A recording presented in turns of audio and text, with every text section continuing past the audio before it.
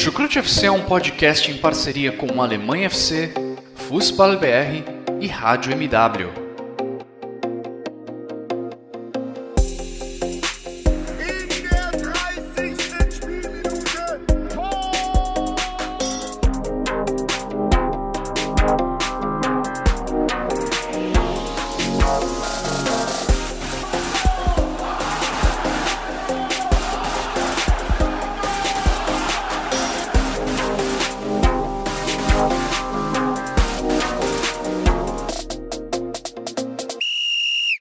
Moin Moin, hallo, servus!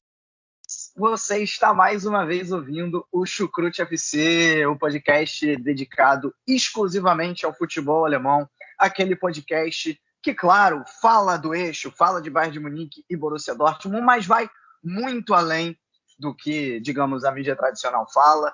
A gente passa aí praticamente pelos 18 times que atuam na primeira divisão, isso quando de vez em quando o meu companheiro aqui de hoje, que eu ainda vou falar, não decide gravar junto com o nosso querido Thiago Barbosa um podcast de segunda divisão, né? Então, tá aí o Chucrute FC para cobrir os quatro cantos do futebol alemão, né? E me apresentando mais uma vez, sou o Vitor Lederman e vamos falar muito aí sobre essa sexta rodada aí desse campeonato alemão, uma rodada com resultados interessantes. E mais do que isso, tivemos também, com certeza muito mais interessante do que são os resultados no futebol, é o resultado da eleição aqui na Alemanha, né, gente? Tivemos aí as eleições para o Bundestag, ou seja, o parlamento alemão, né? Para quem não sabe, a Alemanha tem um sistema parlamentarista, então, basicamente, você vota no partido, no caso alemão, para quem conhece, é o chamado sistema distrital misto. Então, você, ao mesmo tempo que vota no partido, você também tem um segundo voto numa determinada pessoa ali da sua região.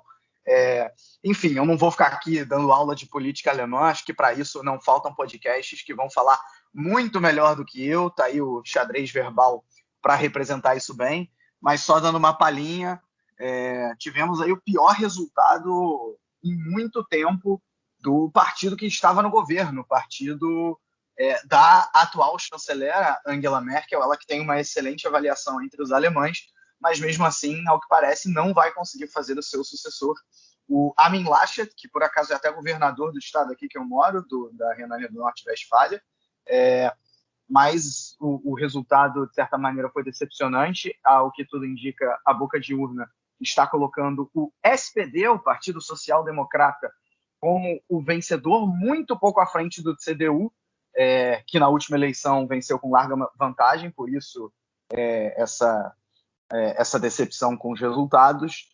E, claro, ainda tem toda a discussão de como vai ser formada a coalizão, né? Se vai continuar uma coalizão entre o Partido Social Democrata e o CDU, o partido da Merkel, se a gente vai ver, de repente, o Partido Liberal entrando na coalizão, ou o Partido Verde, que chegou lá em abril até a liderar as pesquisas, foi caindo, e teve ainda um aumento em relação à última eleição, mas diante do que se esperava, talvez também tenha sido um resultado não muito bom, e talvez eles entrem aí na coalizão também. Vamos ver como é que vai se confirmar esses resultados, né? E mais do que isso, como é que vai se formar esse novo governo.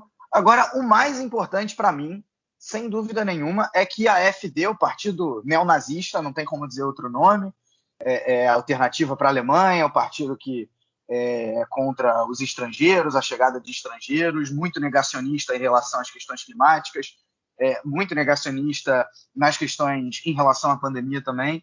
É um partido que encolheu em relação à última eleição, encolheu pouco, é verdade, mas deu uma pequena encolhida. O mais importante é que não cresceu. A lamentar o fato de que esse partido, mesmo não tendo crescido, que é importante, ainda tem 11% de preferência, entre 10% e 11% de preferência do eleitorado, que para mim é muita coisa, né? Mas enfim, isso aí, como eu falei, estou muito longe de ser um especialista na política da Alemanha. Procurem, por favor, os meios melhores em que vocês vão se informar melhor sobre isso e vão ver opiniões melhores do que a minha sobre isso. O que eu consigo falar um pouquinho melhor do que a política é sobre futebol. E aí, Com isso, eu chamo o meu companheiro Guilherme Monteiro, né, que está aí com a gente hoje, para falar sobre futebol. Agora também, Guilherme, se quiser dar o seu pequeno pitaco aí nessas eleições da Alemanha, também fica completamente à vontade. Ah, sim, só até acrescentar informação, né? O FDP, né, um outro partido também, pode gerar uma coalizão com alguns eleitos, principalmente a CDU, mais de cunho conservador, como o Vitor disse. Infelizmente, né, o grande eleitorado da AfD é na Saxônia, né? O clube, inclusive, a região onde o estado de Leipzig se situa, é a segunda maior cidade do estado da Saxônia. Só perde para a capital Dresden. Dresden recebe realmente ali, tem muitas pessoas partidárias da AfD.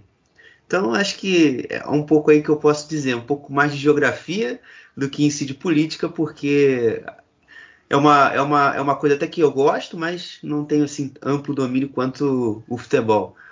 E falando já em si do futebol, o futebol, nessa semana na Alemanha, eu até julgo melhor do que na rodada passada, que eu também estive aqui presente no podcast. Foi uma rodada um pouco mais animada, né? Até os 0-0 menores em relação à rodada passada. A gente teve 4, nessa a gente só teve um jogo de hoje entre Bochum e Stuttgart. Mas ainda assim foi um jogo bom, enfim. Foi uma rodada assim que deu para aproveitar bastante coisa. É até bom mesmo para quando a gente aqui vai preparar o podcast, a gente fica até indeciso que jogo a gente vai incluir. E isso aí é gratificante. Perfeitamente, né? Acho que é mais ou menos isso. Acho que o problema dessa rodada tem sido um pouco menos animada do que a última. Acho que sou eu, viu? Porque eu, na semana passada, vocês puderam perceber, eu não participei aqui do podcast, porque eu estava de férias, estava viajando, estava na excelente, linda capital dinamarquesa de Copenhague, passeando um pouquinho. E não vi nada, né? Não vi nenhum jogo. Você não perdeu nada. Claro que... Claro que eu fui pegar os resultados depois, né? Obviamente, peguei que melhor aconteceu. Ouvi os meus companheiros aqui do Chucrute FC falando muito bem sobre a rodada, falando brilhantemente. Mas agora eu estou de volta, né? Dessa vez, li a grande maioria dos jogos, enfim, li bastante. Então, já que, né, como futebol a gente entende um pouquinho melhor do que de política, Guilherme, vamos lá, então, falar sobre essa sexta rodada. Bom, começando, então, aí, vamos já falar do novo líder, né? Dá para dizer assim, Bayern de Munique, agora líder isolado. Lá na sexta-feira jogou contra o Lanterna, o Greuther Fürth, e se não repetiu o desempenho da rodada passada, e também não repetiu o desempenho, por exemplo, do resultado contra o Hertha Berlim, que fez 5-0, dá para dizer que fez um jogo tranquilo, né? Não correu grandes riscos, fez aí um resultado de 3-1, sendo que o gol do Greuther Fürth saiu já no final da partida, quando o resultado estava em 3-0. Ali no segundo tempo, o Pavard acabou expulso, e mesmo assim o Bayern de Munique não correu grandes riscos. Enfim, eu diria um Bayern de Munique numa marcha abaixo do que a gente viu, talvez aí nos últimos 3 jogos, mas ainda um Bayern de Munique que, sob o comando do Nagelsmann, é bastante convincente. Não à toa está aí na liderança, e vale dizer, o melhor início do Bayern de Munique desde a temporada 16-17. Ou seja, não é pouca coisa. A gente se acostumou a ver o Bayern de Munique patinando um pouco em princípios de temporada nas últimas vezes, e isso não vem acontecendo, né? São aí 5 vitórias e um empate, sendo que esse empate foi na primeira rodada. O Bayern de Munique perfeito nos últimos 5 jogos de Bundesliga. Guilherme, me diz aí o que você achou dessa partida entre Bayern e Greuther Fürth. Né? Isso aí só engrandece o trabalho do Nagelsmann, né? O Bayern que consistentemente sempre tem desfalques nesses princípios de temporada, né? Nessa também não foi diferente, mas o Nagelsmann mostrou que a sua equipe é capaz de contornar isso. E novamente, né? Foi uma atuação muito boa, né? E praticamente o Kimmich, para mim, foi quem orquestrou esse jogo. O Bayern, às vezes, precisando sair um pouco da pressão que o Fürth fazia, que não foi um jogo ruim, inclusive, deles, e conseguindo ligar bem ali o Sané e o Davies para mais uma boa partida. O lado direito, também com o Miller aparecendo bastante. Foi um jogo onde o Bayern teve o total controle, né? E E até mesmo quando estava 3-1, 3-0, ou até mesmo antes da expulsão, o Bayern parecia que tinha 11 ainda. Nem parecia que tinha um jogador a menos. Foi novamente um jogo de muito controle e muito tranquilo para o Bayern.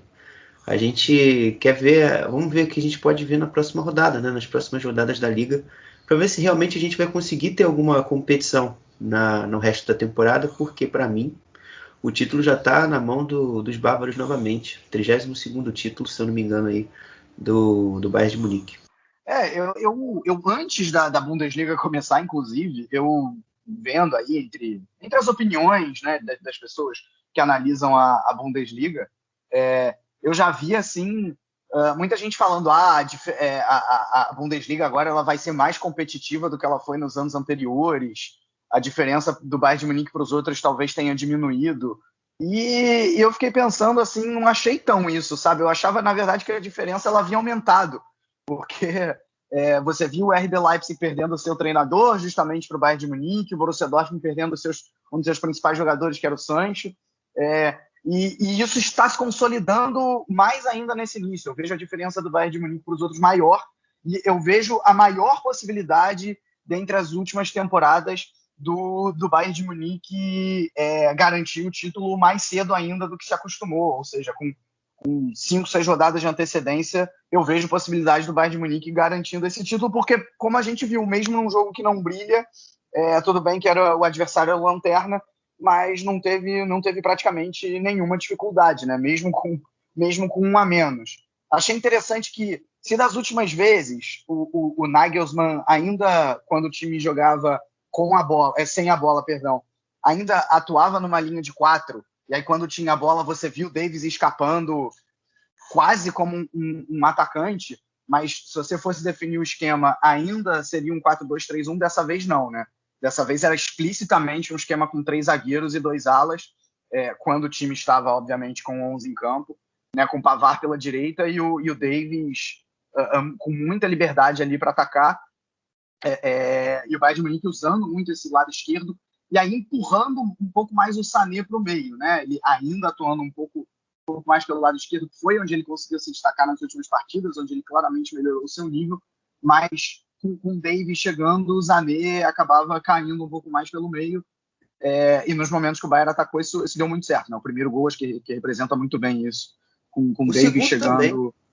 O segundo também, né? Na verdade, os dois, né? O primeiro, o Davies, ele constrói toda a jogada e faz o cruzamento para o Miller, e no segundo, o Davies também participa ali do cruzamento e o Sané só escora para o Kimmich dar aquele chute sensacional de fora da área. Aliás, o Kimmich eu até coloquei no meu Twitter, né? A gente acaba enaltecendo as qualidades dele como visão de jogo, passe, lançamento, e, cara, ele é um exímio chutador de média e longa distância. É incrível. Mais uma qualidade dele, assim, ele coloca ali com uma precisão absurda no cantinho o chute de fora da área. Sim.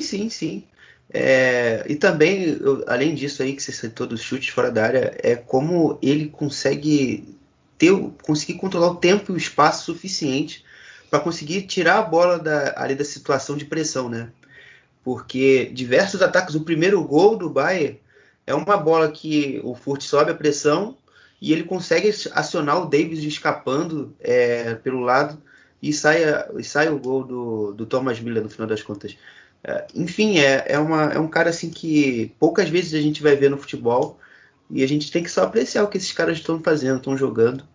Ver o Bayern jogar hoje é muito divertido, desde que você não torça contra, inclusive. Então você vai se divertir bastante. É isso que eu tenho enxergado. Você também falou dos 3 zagueiros, eu também notei isso. E eu achei que foi bom até, né? Já que você não tinha o Gnabry em 100% das condições, né? O Musiala também estava com problemas. O Tolisso e o Coman também já estão fora há um tempo. Foi uma alternativa boa, funcionou bem. Gostei também do Hernandes, foi seguro. Eu acho que outra questão aqui que a gente deveria discutir é o Upamecano voltando a um bom nível. A gente parece que está vendo aquele jogador da temporada 19-20 pré-pandemia. E com esse cara nessa condição, ele voa, não tem jeito. É um zagueiro assim muito, muito impecável em tudo que ele faz. É um cara mais atento, um cara mais ligado nas bolas aéreas. O tem uma saída de bola limpa, então ajuda muito, muito, muito esse time. Não, concordo plenamente com você nessa essa recuperação aí do Pamecano. Eu achava que era questão de tempo, né? A gente conhece a qualidade dele, e mais do que a gente, o Nagelsmann conhece muito bem a qualidade dele. Enfim, o Nagelsmann tá realmente acertando aqueles talvez 3 primeiros jogos, ele ainda estava tateando um pouco. Acho que agora ele acertou o time e o Bayern de Munique tem tudo realmente, como eu falei lá no início, para garantir mais uma Bundesliga, com menos dificuldades ainda do que a gente costuma ver, pelo menos na minha opinião. Só para não deixar passar, o Lewandowski passou em branco pela primeira vez depois de 8 meses, né?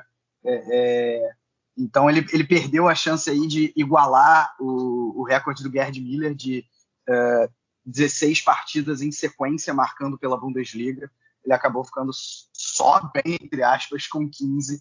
Seria aí mais um recorde que ele poderia igualar o Gerd Müller, acabou não igualando ali por alguns centímetros que ele não consegue colocar o pé na frente do jogador do Greuther Fürth, e aí aquele gol que de início acabou até sendo creditado por Lewandowski, por exemplo, no SofaScore, foi realmente um gol contra, e o Leva passou em branco. E para encerrar sobre esse jogo, falar rapidamente sobre o Greuther Fürth, que não fez uma partida exatamente ruim, né? Não ficou... foi até curioso isso, porque não ficou atrás o tempo inteiro, tentou, principalmente no início, pressionar o Bayern de Munique lá na frente.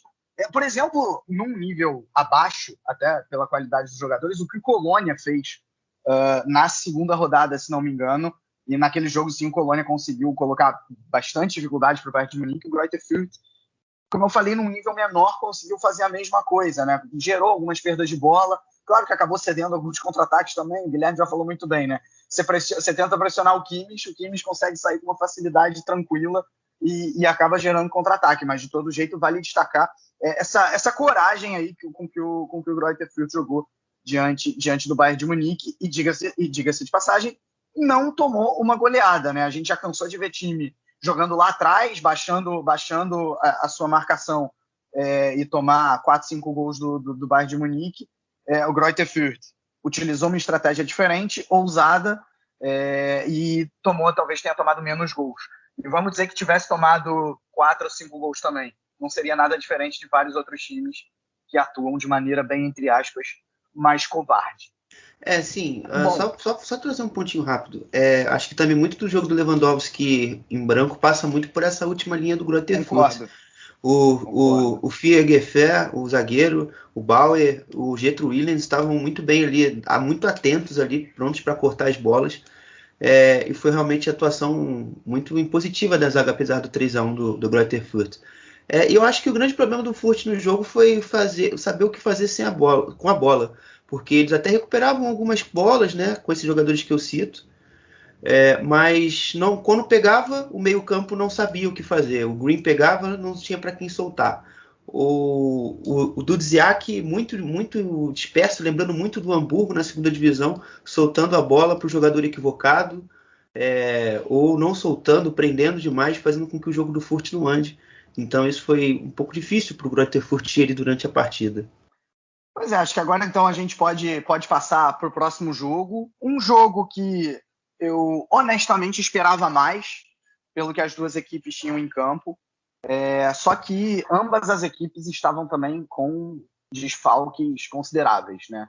Estou falando de Borussia Mönchengladbach e Borussia Dortmund, o famoso clássico da cidade de Borussia. É piada, tá, gente? Eu sei muito bem. Inclusive moro perto da região, então sei muito bem que são duas cidades diferentes, Mönchengladbach e Dortmund. Os times não são exatamente rivais, né? Até chamado aqui timidamente de Borussia Derby, né? O clássico dos Borussias, não diria o clássico da cidade de Borussia, mas o clássico dos Borussias. Enfim, como eu falei, desfalque no lado do Gladbach nas duas laterais, né? Ben Sebaini e Lainer não puderam jogar, então entraram Metz e Scali nos seus lugares, mas acho que os desfalques mais sentidos foram, obviamente, do lado amarelo, porque Haaland e Reus não estavam disponíveis. Isso, assim, de maneira explícita, esses dois, né? Porque Brandt também também estava machucado, Reina machucado. E aí o que a gente viu foi um Borussia Dortmund claramente sem ataque, né, com Moukoko e Malen na frente, que não conseguiam dar sequência a muita coisa, até porque a bola mal chegou neles também. É uma questão talvez até, não individualmente dos dois, mas talvez até de sistema. E o Gladbach, que não diria que fez exatamente uma excelente partida, mas esteve mais perto do gol. E diria até que fez por merecer esse 1-0. Contou também no segundo tempo com vantagem numérica, porque o Dahoud, a gente pode até falar melhor, mas na minha opinião, numa infantilidade, acabou expulso ainda no primeiro tempo e logo depois do seu time ter tomado o primeiro gol. E aí o Gladbach conseguiu também, com essa vantagem numérica, assegurar esse resultado de 1-0. O Gladbach fez aí, chegou aí a segunda vitória só no campeonato, né? O Adi Hütter, com complicações nesse início de trabalho, chegou aos 7 pontos, está na 11ª posição. E o Dortmund está aí ainda, está ali na zona de Champions League com 12 pontos. Uma derrota que, diante dos desfalques, com toda a questão da expulsão e diante de um adversário que começou mal, mas que a gente sabe que tem qualidade, seria uma derrota até, entre aspas, aceitável. Ou não? Você concorda comigo nessa, Guilherme? Me desculpem os torcedores do Gladbach, mas pelo que eu consegui avaliar desse princípio de temporada, eu também peso os desfalques, o Dortmund era favorito. Me doeu muito perder ontem o jogo, não vou negar, mas obviamente esse contexto todo que o Vitor cita faz com que o jogo do Dortmund não se consolide e infelizmente o Dortmund sai derrotado. Mas também concordo com o que o Gladbach mereceu. O Gladbach teve um jogo de muita imposição, muito mais física e da vontade, da garra, bem ao estilo Adi Hütter mesmo, e premiou bem o seu jogo, né? Eu gostei muito do meio campo, né? O Zac fez até o gol, o Denis Zakaria. O Manu Koné estreou, gostei do que eu vi dele, achei um jogador interessante. Eles dois estavam, para mim, sendo os melhores jogadores do Gladbach em campo. Eu acho que esse exemplo dessa imposição física vai justamente nesses dois jogadores, né? O Koné e o Zakaria, que dominaram ali o meio-campo. Então, eles para mim foram os que mais me agradaram no Gladbach. E até em algum momento do jogo eu achei que o Dortmund se defendeu bem, né? Fora os lances assim de muita agressividade. Por fora, eu não vi uma soberania muito grande dos laterais e dos pontas do Gladbach, né? Talvez o máximo ali o capitão, né? O Stindl, mas o Netz, o Scali estavam sendo bem controlados pela nossa defesa.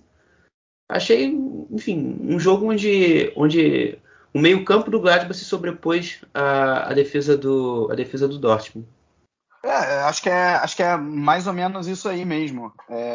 Eu achei até que o Dortmund, em alguns momentos, não se defendeu mal, né? Se dá para colocar. Não deu alguma... Não, até que porque o Dortmund fechava bem ali a saída pelos lados do campo, né? Que geralmente é onde o Mönchengladbach gosta de iniciar a sua jogada. Mas o grande problema foi marcando pelo meio, né? Até por isso o Manu e o Zek conseguiram prevalecer frente a esse time do Dortmund, né? E principalmente eu acho que a parte ofensiva do Dortmund foi muito mal, porque a bola batia e voltava, não tem ninguém para prender na frente.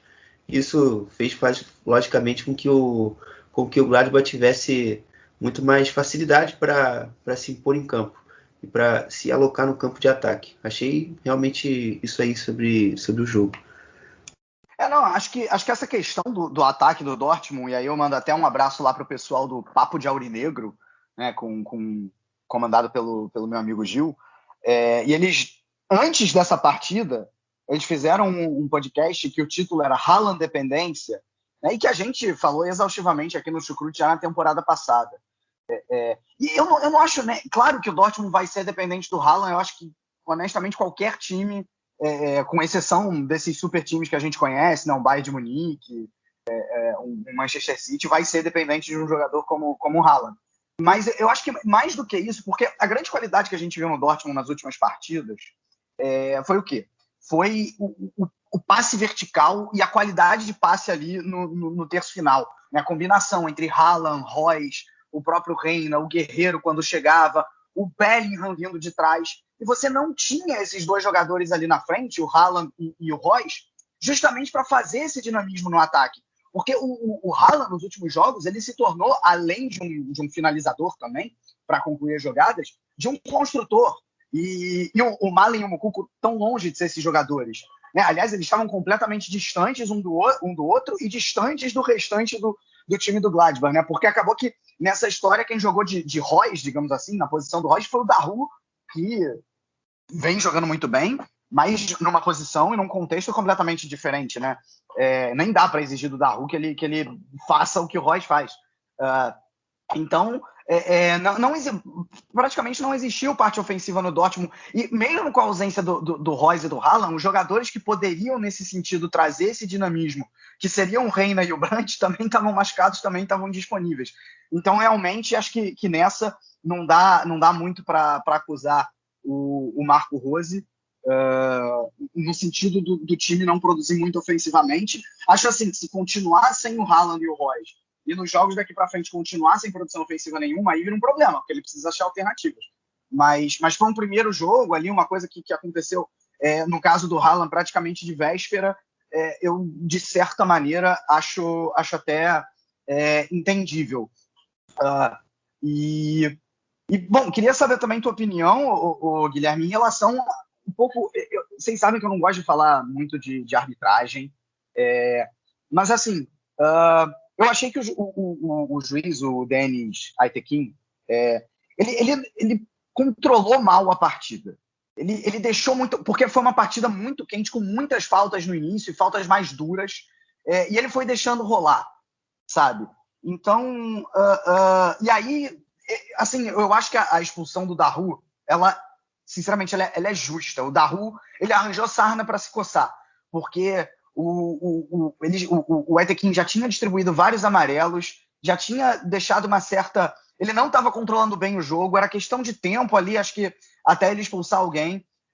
E o Dahoud, depois de fazer a falta e tomar o amarelo, em vez dele... Vamos dizer que a falta talvez não tivesse sido para amarelo. Era hora do Dahoud baixar a bola, falar, beleza, ok, tomei o amarelo, injusto, mas vamos calar a boca. E o Dahoud é um jogador que gosta de se indispor com a arbitragem, essa não foi a primeira vez. E aí ele acaba reclamando de uma maneira mais explícita e é expulso, né? O próprio Hummels, depois da partida, disse que o Dahoud errou na situação e que o cartão vermelho, ele de alguma maneira é aceitável. O próprio Dahoud depois se desculpou também com os torcedores. Então, para mim, enfim, não acho válida a reclamação de que o Dahoud foi injustamente expulso por todo esse contexto, né? Mas, enfim, isso é só um parênteses. Acho que o que a gente tinha para dizer do jogo, que é o mais importante, de por que o Dortmund não ganhou, por que o Gladbach conseguiu, de alguma maneira, ser superior, a gente já fez. E, Guilherme, também você concorda comigo em relação a essa discussão, ou você está do outro lado? Não, eu tô do lado de quem concorda com a expulsão. O Dahoud é como você disse, já estava com a cabeça muito quente, o jogo, como você disse, também foi quente. Eu acho que não tem que agregar muito mais nesse tema de arbitragem, não. Eu fiquei contente, particularmente com o Gladbach, também pela defesa, né? Por mais que ela não tenha sido tão exigida assim. Parece que o Tony Antic, o Elvedi e o Ginter se entenderam bem ali, né, com essa trinca, né? O Gladbach vem jogando com 4 jogadores na defesa. Eu gostei, ajudou mais na construção. O time parece não ter tanta dificuldade, né? O jogo passado contra o Augsburg tinha muito, só o Scully ali conseguia trazer alguma coisa boa para o ataque. Esse jogo você já viu um pouco mais participação do Stindl, e dos médios, como eu falei, né, o Manu e o Zek. Gostei, acho que esse aí fica o ponto positivo para o Gladbach, para a sequência da temporada. Eu acho que pode ser uma alternativa boa. Bom, e se esse foi o ponto positivo do Gladbach, a gente tem um excelente ponto positivo nessa rodada, que se chama RB Leipzig.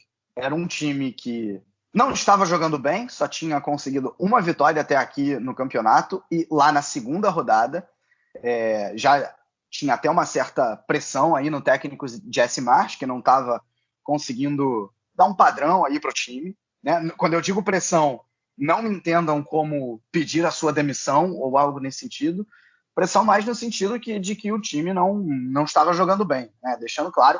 Mas o que a gente viu nessa rodada foi algo completamente diferente.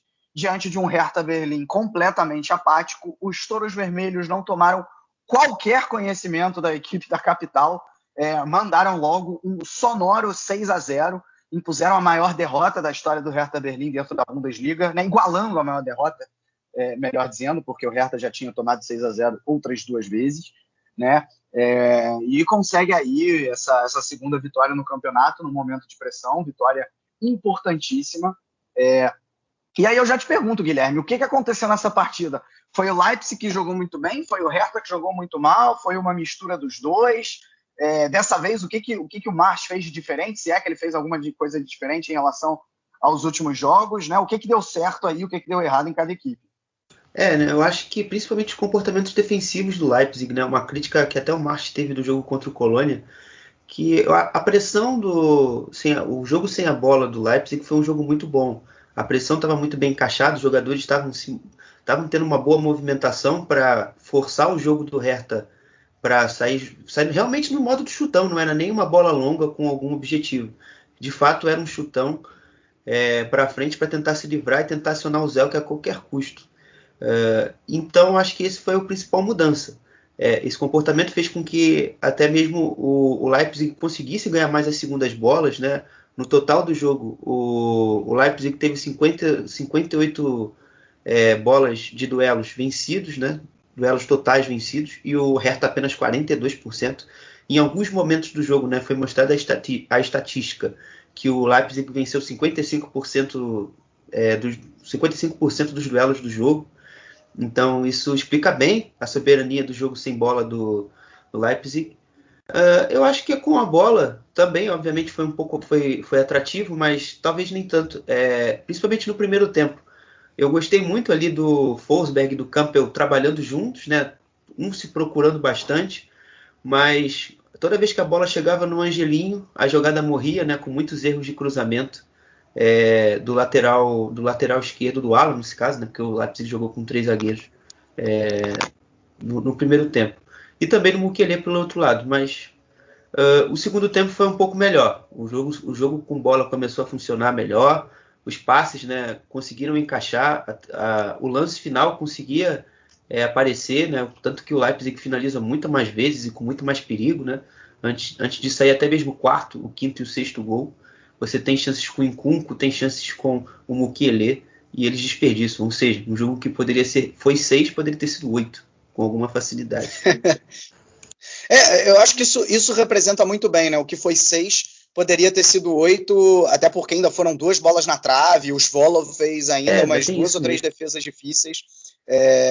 Então, realmente, é uma partida para esquecer do Hertha Berlim. O próprio Zelke falou depois do jogo que eles deviam desculpas aos torcedores que foram até Leipzig para ver essa partida.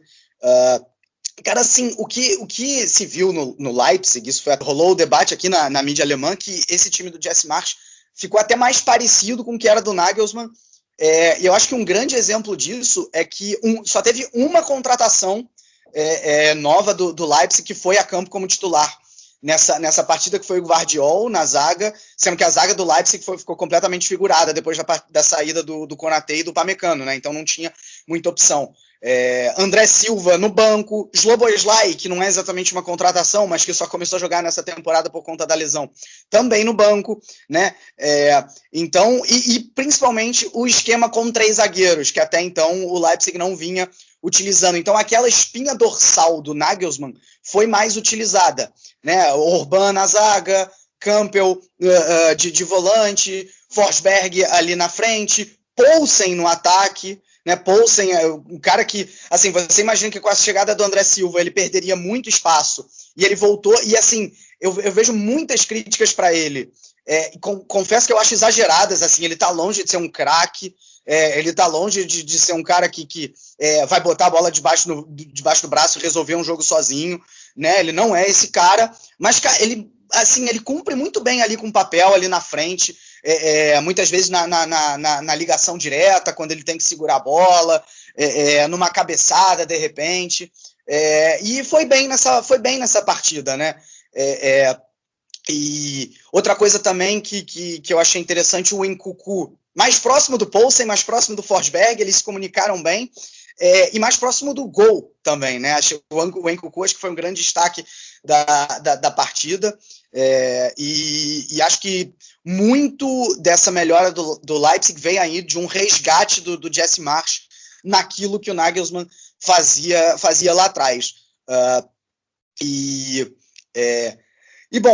outra questão também, jogando aí pro outro lado, do lado do Hertha, é que, assim, o Paul Dardai, ele falou até no final da partida que ele quis colocar o time para jogar com uma marcação mais alta, cara, e essa estratégia se revelou completamente errada, porque, cara, o Leipzig fez a festa com lançamentos aproveitando essa linha alta, deixando os jogadores tanto de ponta quanto de centro mesmo para correr com um campo aberto e criar todas as jogadas do Leipzig, né? Obrigando a defesa do Hertha a correr para trás em uma situação bastante complicada.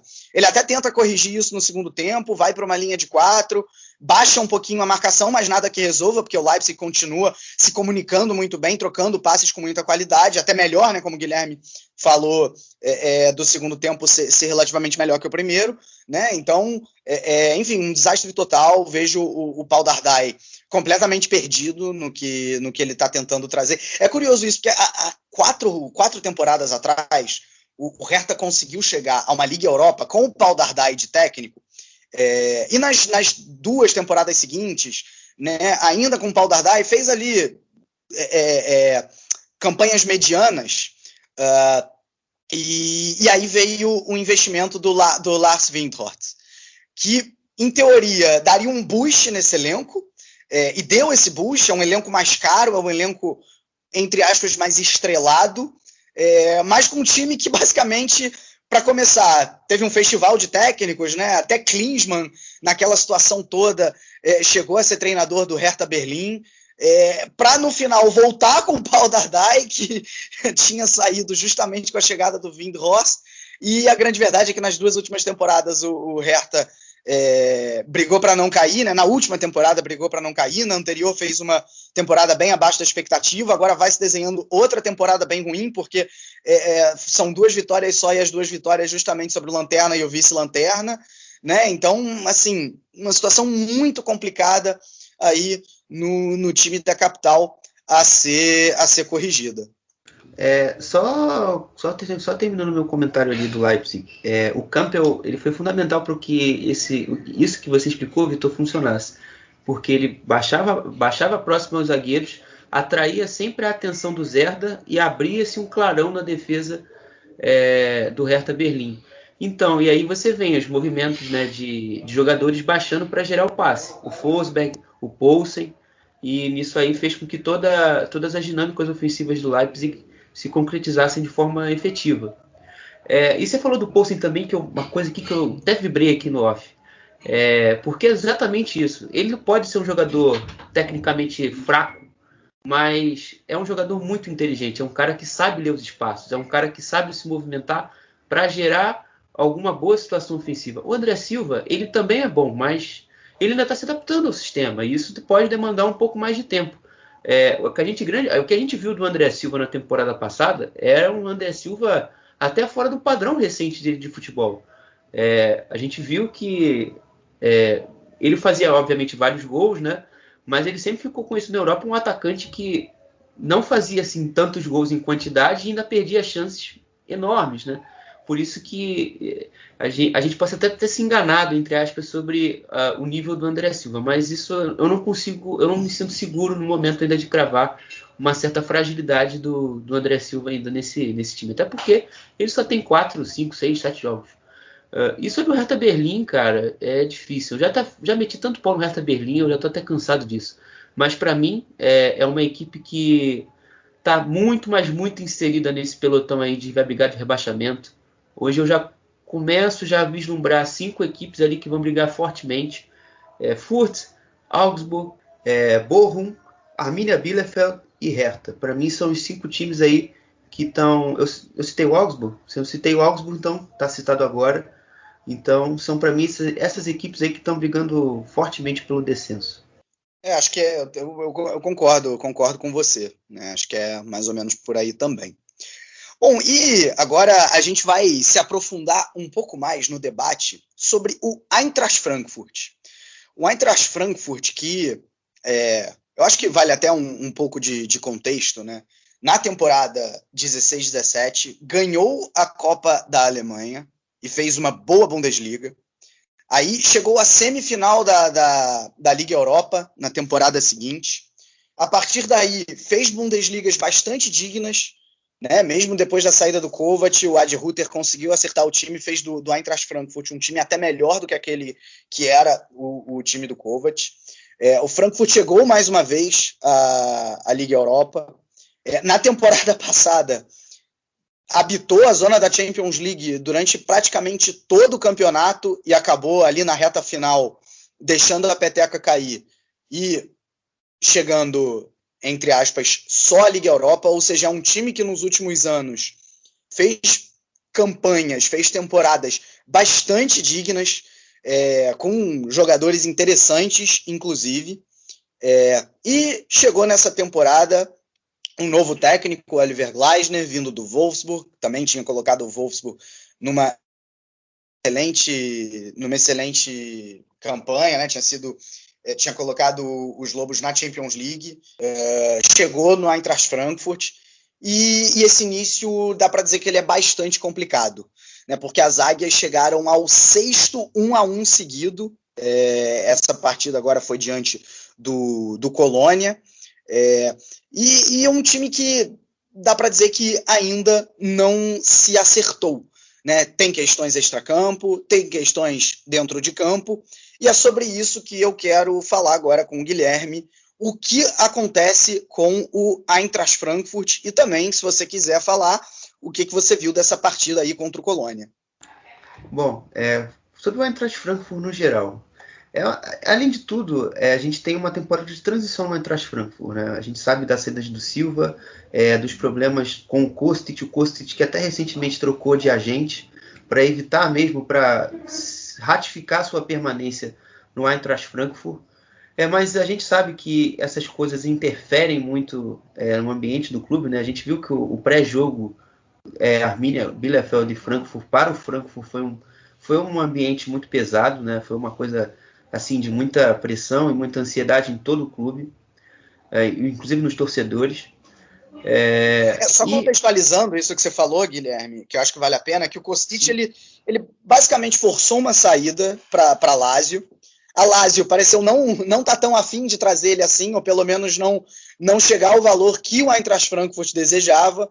Ele chegou até a fazer greve, não treinou, enfim, foi criticado pelo técnico, por alguns dos dirigentes. Aí depois ele tentou pedir desculpa, mas foi um pedido bem michuruca, né? Basicamente dizendo que tinha gente no clube que também tinha que pedir desculpa para ele. Enfim, foi uma postura, na minha opinião, bastante antiprofissional que acabou, claro, atrapalhando esse ambiente no Eintracht Frankfurt. E seguindo, e você... Depois, com a temporada já rolando, você tem os problemas físicos, né, que atravessam o Eintracht Frankfurt e que fizeram minar lentamente esse desempenho. Eu diria que hoje, principalmente, a questão do Christopher Lenz é um grande empecilho nesse time do Eintracht Frankfurt, porque é um lateral que veio assim, sem muito nome, né, porque ele vinha do Union Berlin, e já vinha de boas temporadas no Union Berlin, e que deu um jeito nessa lateral esquerda. O Oliver Glasner tem optado por jogar no 4-2-3-1, né?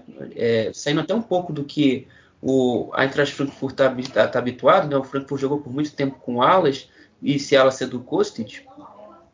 O Lenz estava sendo esse jogador assim, que dava o equilíbrio e fazia com que os setores se conectassem, né?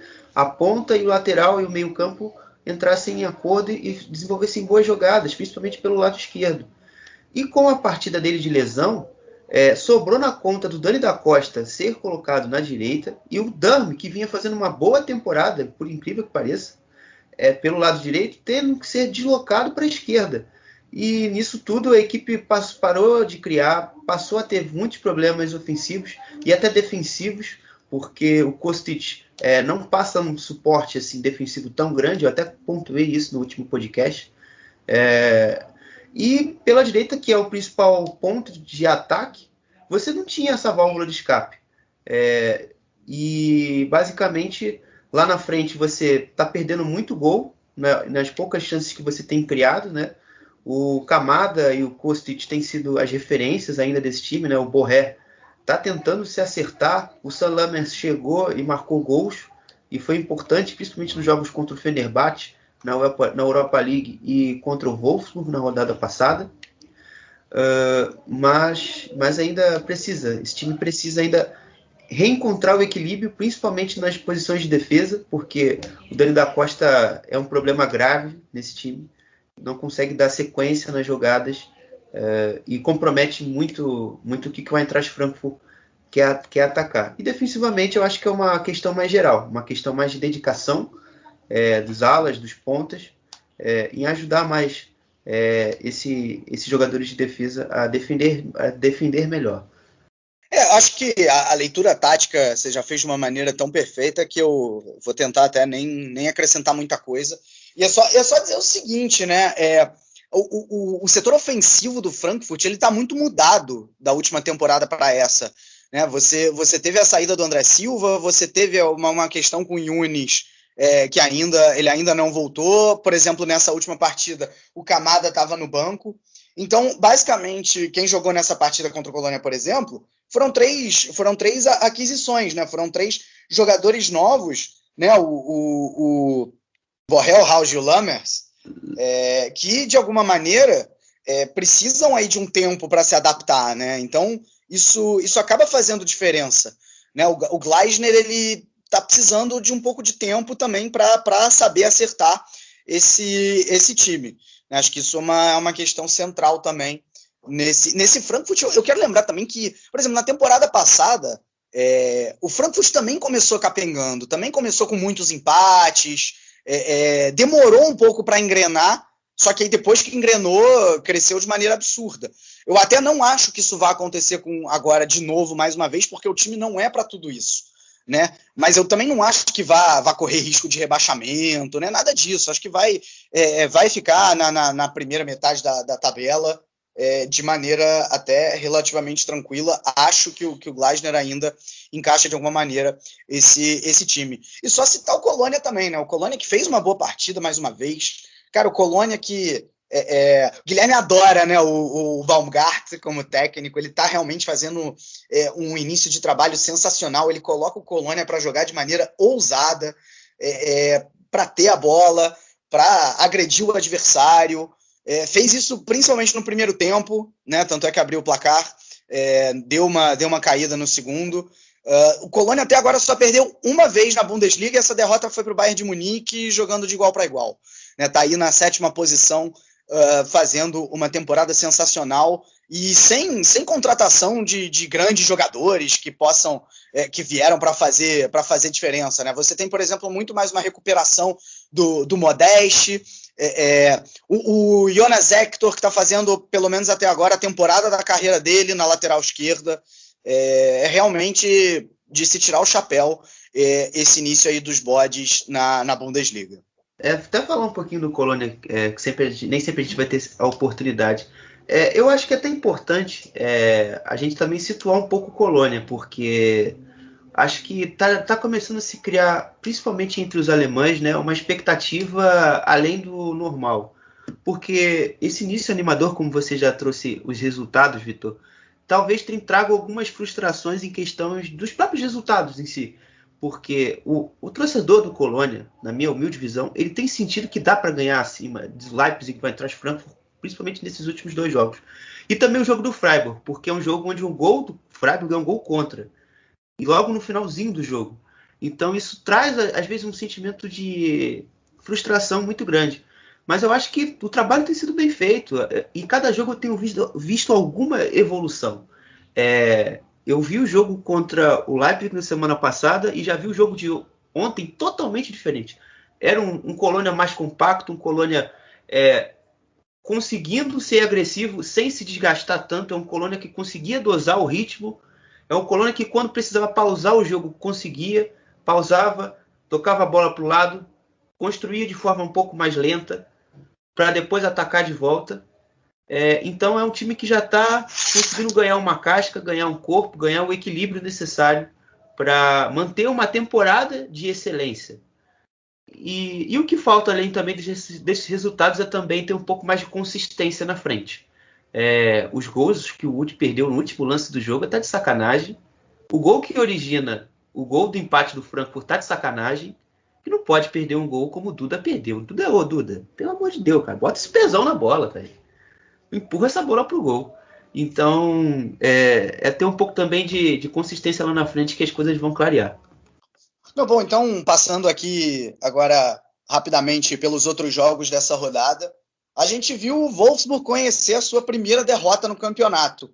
O Wolfsburg, que até então vinha fazendo um campeonato bastante competitivo, mas naquele esquema Wolfsburg, né? Um time que é forte defensivamente, mas que ainda tinha alguma dificuldade para atacar, e que a gente viu mais uma vez nessa partida contra o Hoffenheim. O time até começa abrindo o placar com um belo gol do Baku. Então, poderia até, em determinados momentos, ter feito 2-0.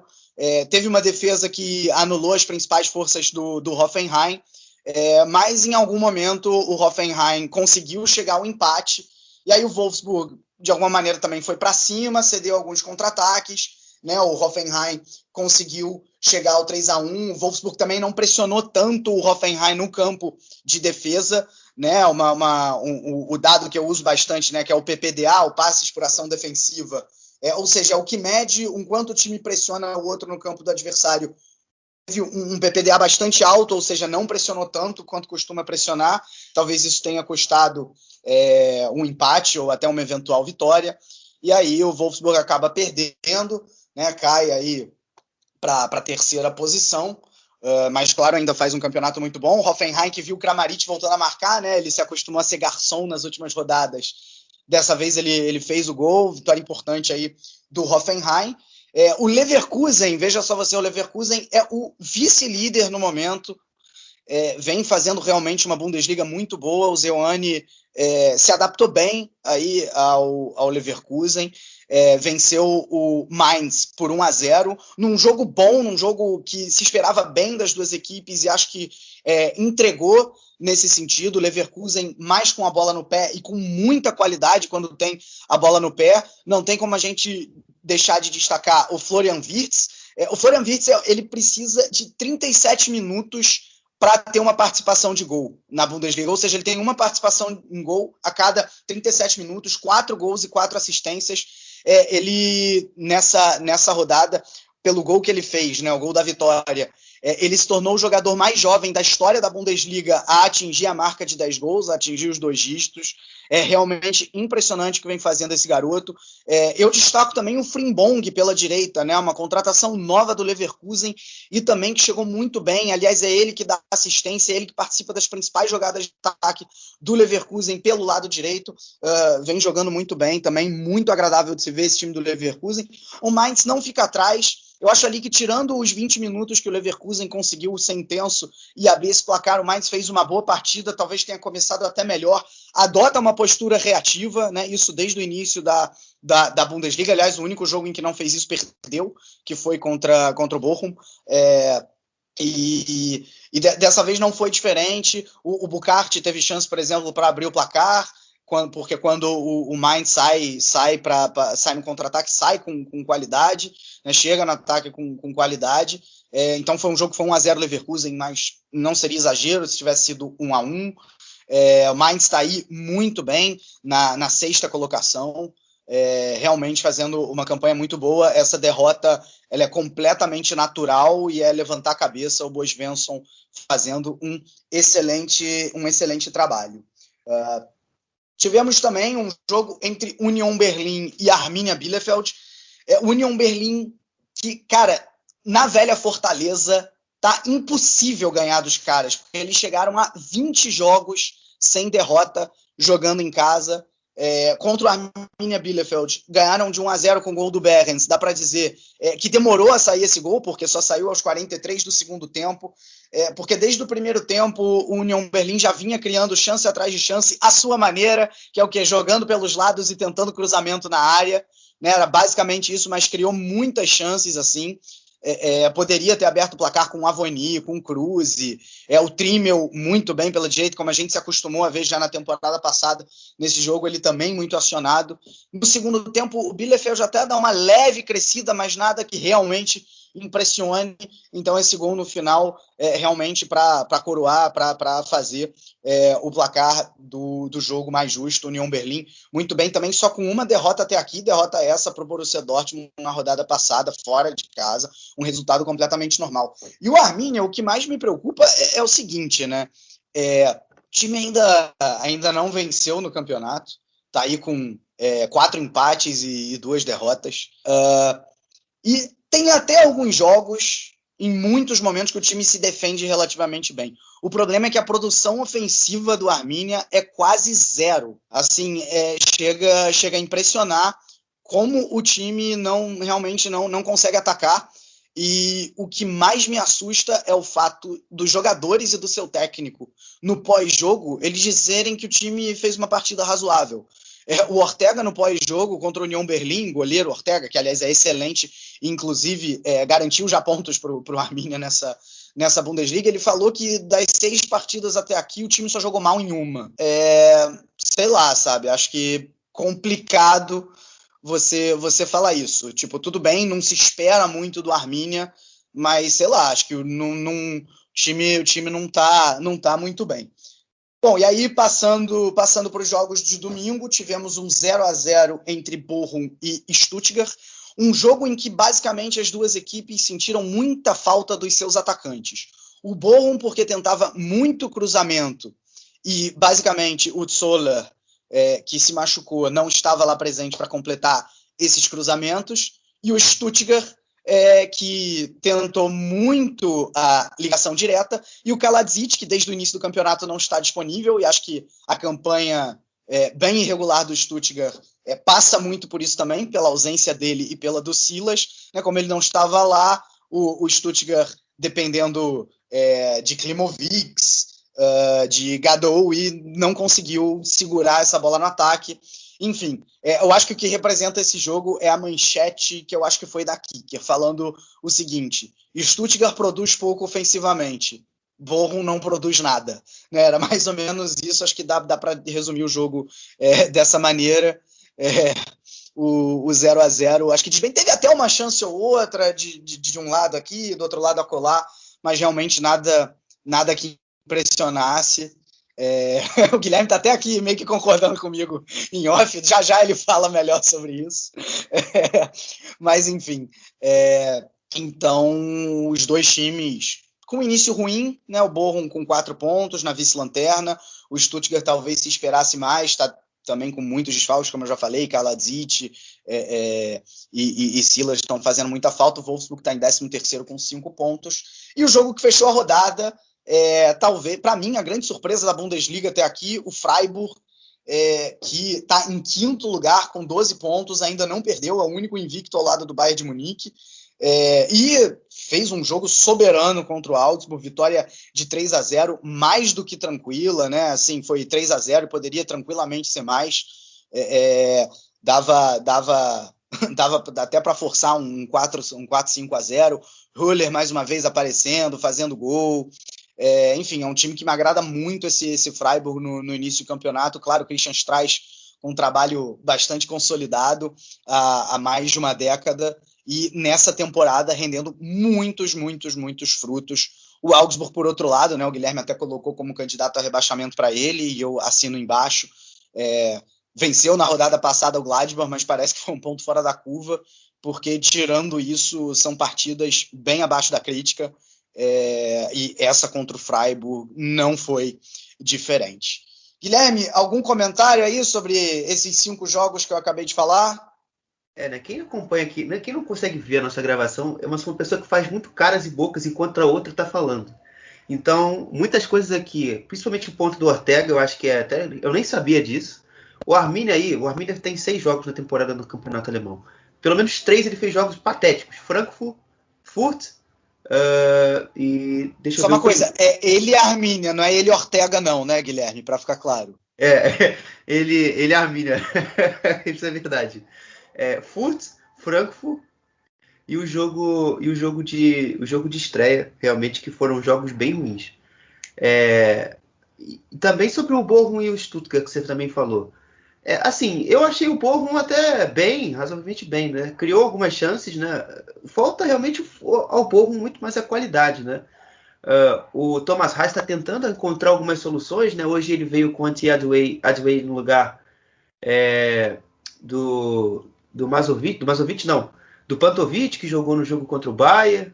Está tentando encontrar esse substituto do Zimonzola, que faz realmente muita falta.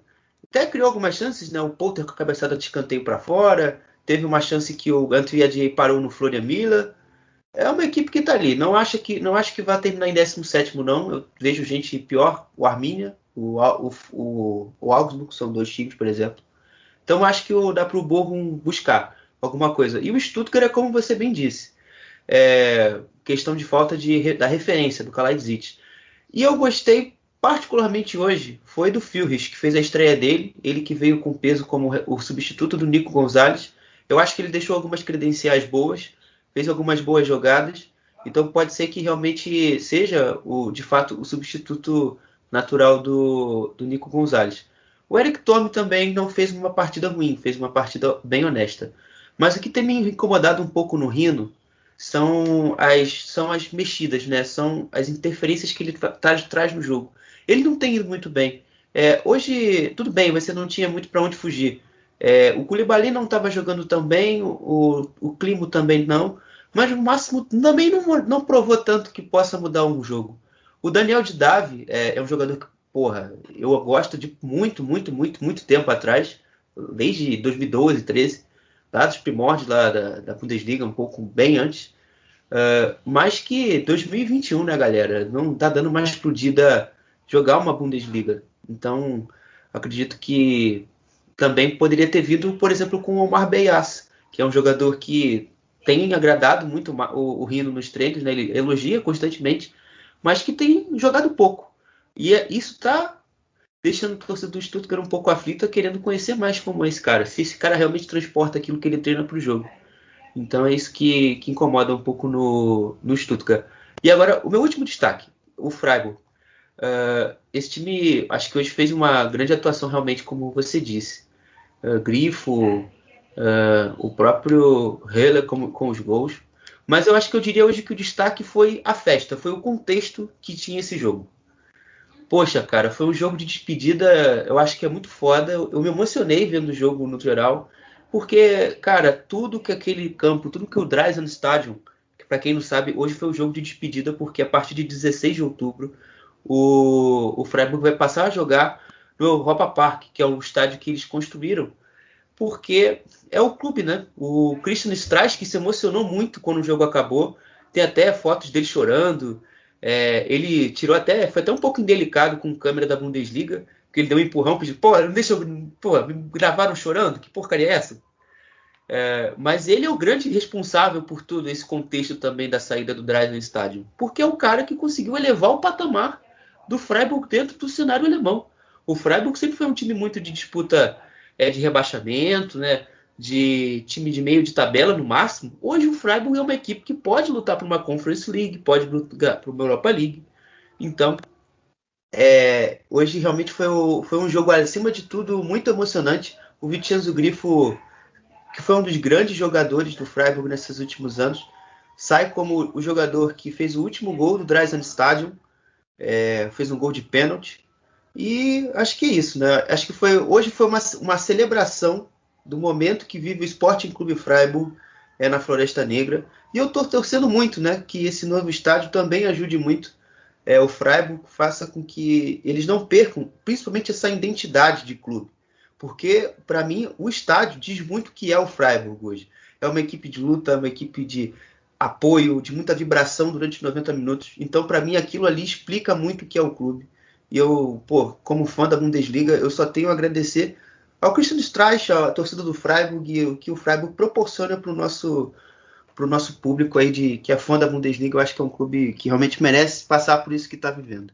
Não, obrigado por esse depoimento, Guilherme. Assim, de verdade, eu até deixei passar esse fato, mas a saída do Dreiser ao estádio é realmente algo a se pontuar, e tudo que o Freiburg realmente está proporcionando aí para a gente na Bundesliga.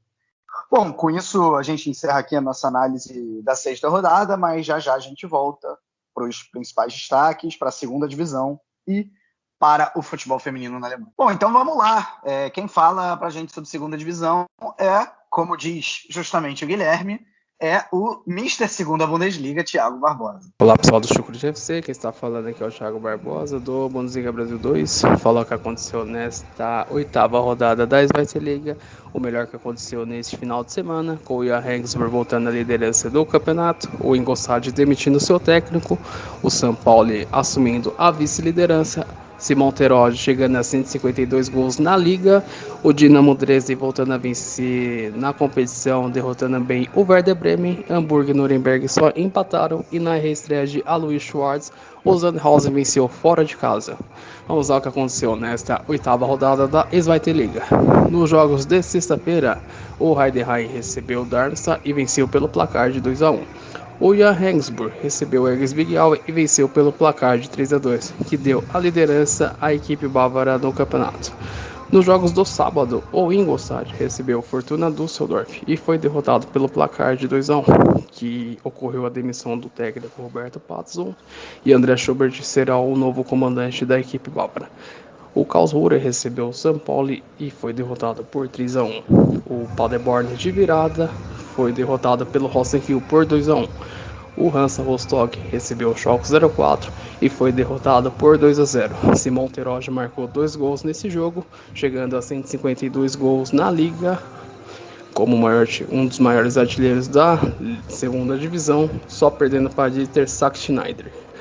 Já nos jogos de domingo, o Dinamo Dresden recebeu o Werder Bremen e venceu por 3-0. O Hamburgo recebeu o Nuremberg e ficou no empate em 2-2. E o Hannover 96 recebeu o Sandhausen na reestreia de Alois Schwartz e os alvinegros venceram por 2-1. A classificação atual está assim: o Jan Regensburg na liderança com 17 pontos, seguido do vice-líder São Paulo com 16 pontos. E o terceiro colocado, o Heidenheim, com 15 pontos. Já na zona de rebaixamento, o Sandhausen é o 16º com 7 pontos, seguido do Ingolstadt com 4 pontos, e o Erzgebirge Aue na última colocação com 3 pontos. Esse foi o melhor que aconteceu nesta oitava rodada da Zweite Liga. Um grande abraço a todos e até a próxima. Obrigado, Thiago. Valeu aí mais uma vez pelo seu depoimento.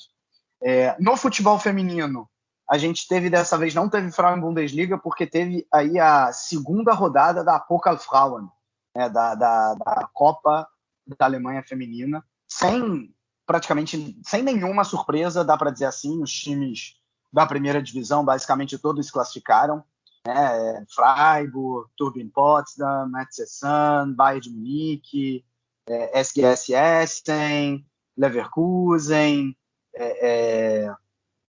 Eintracht Frankfurt, Hoffenheim. O único que não se classificou é Wolfsburg, mas não porque foi eliminado, porque ainda joga amanhã com o Duisburg e tem todas as condições do mundo de ganhar, né?